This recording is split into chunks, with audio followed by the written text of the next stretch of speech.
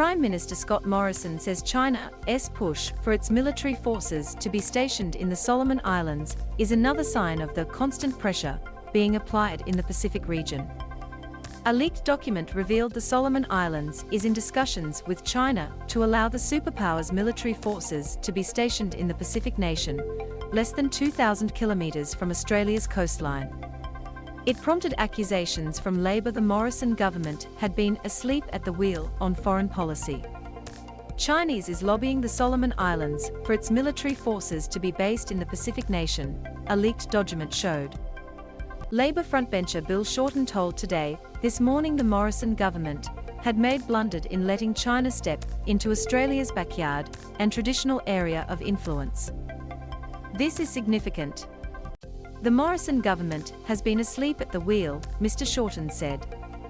I think this is a major foreign policy blunder, and that when we've got these sort of agreements being signed in our backyard. This afternoon, Mr. Morrison pointed to Australia's most recent investments in the region, including support for Tonga following a volcano eruption, for Samoa during a measles epidemic and vaccines for Fiji. We have led in the Pacific, he said. But I think events that you've seen most recently, I think only highlight the constant pressure and the constant push that is coming into the region from interests that are not aligned with Australia's and not aligned with those of the Pacific more broadly. Mr. Morrison described nations in the Pacific as family and said there is trust in Australia in the region. Defence Minister Peter Dutton also insisted the government had not made an error. We would be concerned clearly about any military base being established, and we would express that to the Solomon Islands government, he told Today. Mr. Dutton insisted China had not stepped in after Australia reduced aid to Pacific nations such as the Solomon Islands. We have a fantastic relationship with the Solomon Islands, there's a lot more we can do for them. Defence Minister Peter Dutton said reports China is seeking a military base in the Solomon Islands was concerning. Draft security deal leaked. The draft security cooperation agreement, which the Australian government has acknowledged, was shared on social media on Thursday and proposes giving China the right to use its forces to protect the safety of Chinese personnel and major projects in Solomon Islands. It would also allow Chinese ships to visit and make stopovers on the archipelago, which sits about 1,700 kilometres off the coast of Queensland. Solomon Islands may, according to its own needs, request China to send police, armed police, military personnel, and other law enforcement and armed forces to Solomon Islands to assist in maintaining social order, protecting people's lives and property, providing humanitarian assistance, carrying out disaster response, or providing assistance on other tasks agreed upon by the parties, the draft document states. North Korea fires first suspected ICBM in 4 years. The Chinese military's Shandong aircraft carrier is part of an expanding navy that concerns the West.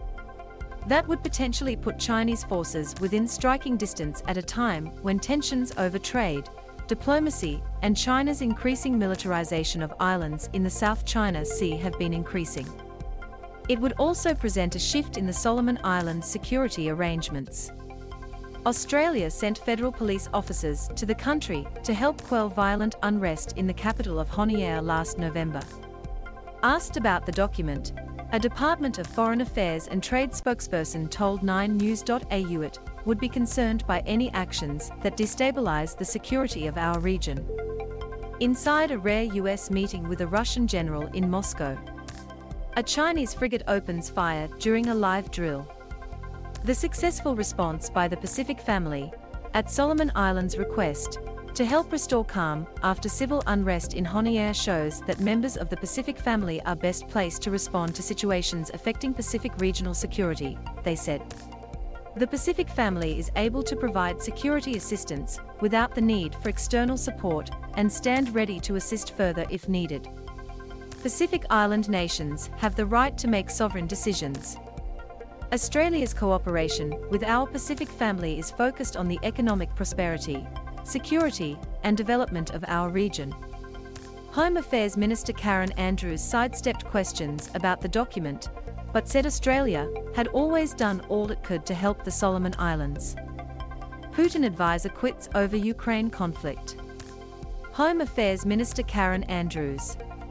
The Morrison government has been very clear on its position in relation to China in relation to the Pacific region, she said, on Thursday afternoon. That is our backyard, that is our neighborhood, and we are very concerned of any activity that is taking place in the Pacific Islands. Our Pacific Island friends know that we are there to support them. Dr. Anna Powells, Senior International Security Lecturer at New Zealand's Massey University, said the document raises a lot of questions. With Parliament due to sit in Honiara, it will be interesting to see whether the agreement is raised by the opposition, she said, on Twitter. Article 1 refers to police, armed police, and military, as well as other law enforcement and armed forces. What is the distinction between police and armed police? Is this a ref to PAP? Who are the other law enforcement and armed forces? What are the other tasks? Article 1 refs China's own needs. What are these needs, and what if they cut across Solomon Islands' interests, or the interests of Solomon Islands' key partners, such as Australia or PNG?